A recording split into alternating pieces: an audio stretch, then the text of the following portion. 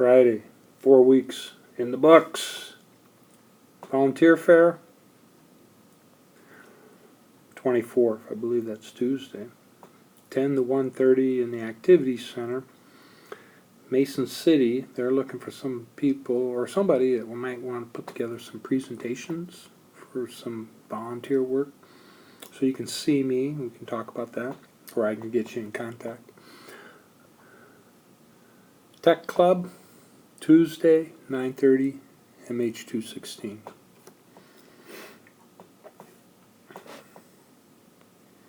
Web design. This we're going to talk more about next week. We could do the basic access today, like we did in the past. Great websites, key elements. So, here was the thought process.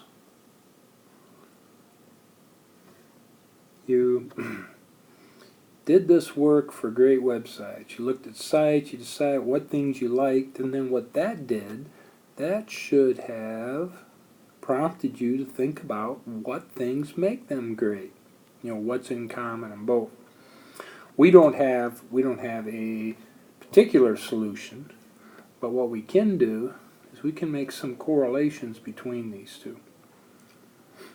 And it varies, you know, what one person might think is important, but we will find some common ground as we go through the course. We did a little bit of HTML reflection, talked about a couple key things, the basics, and then we worked on cascading style sheets. Then the students worked on their assignments, and they have a website project to work on, and that is due Tuesday. I might move that day back a little bit, but that's due Tuesday. Get some ideas about what kind of website they're going to have. Okay. Oh, I mentioned when you reference sites, submit the links so we can easily go look at them.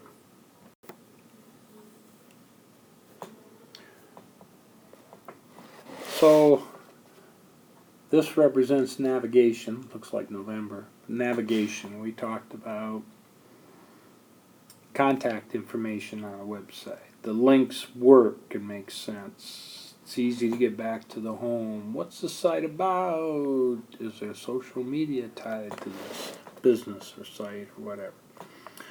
So navigation was one of the key elements. Can we trust the site? You know, is it credible?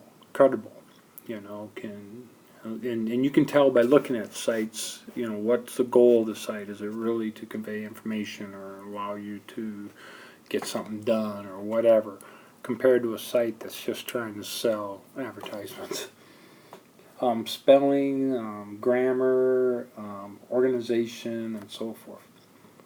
Information current, is it up to date?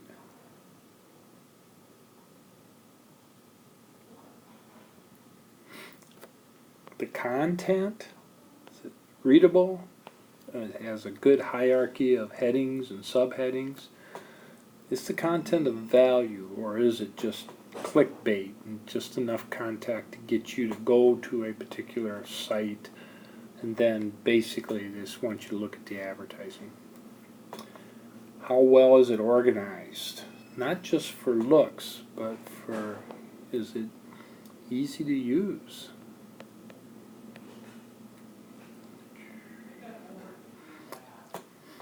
Quality of the image, videos, any added material to the site, the quality of that material.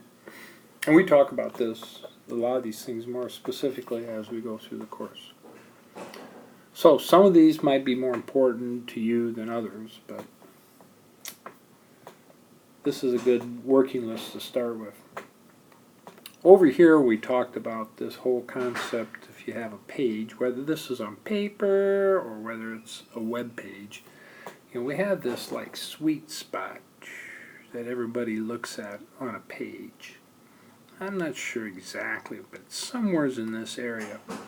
So then I remember an ad they had this beverage, some kind of wine or whiskey, and then it was pouring out into a glass, filling the glass up here, and then here was the brand name. And so people tend to do what it would be called a lazy Z.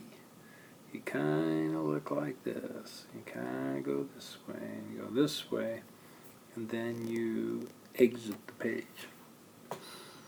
So then the last thing you remember is the brand name. Alright. So, and then I told about the ad where, these were paper, by the way, the ad where Tide had kids getting dirty and then Tide, and then they're nice and clean, and then they took it to China, and China reads the other direction, so they saw clean, then dirty, and the sales went down. Crazy story. So